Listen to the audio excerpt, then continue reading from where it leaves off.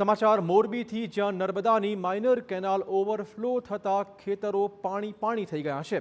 શાપર અને જસમતગઢ ગામના ખેતરમાં આ કેનાલનું પાણી ફરી વળ્યું છે।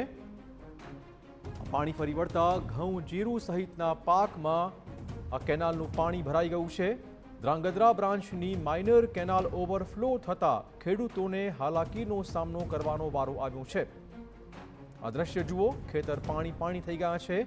શાપર અને જસમતગઢ ગામના ખેતરમાં કેનાલના પાણી ફરી વળતા ઘઉં, જીરું સહિતના પાકમાં હવે આ નુકસાન પહોંચી રહ્યું છે। માઇનર કેનાલ ઓવરફ્લો થઈ અને એ પાણી ખેતરમાં ફરી વળ્યું છે।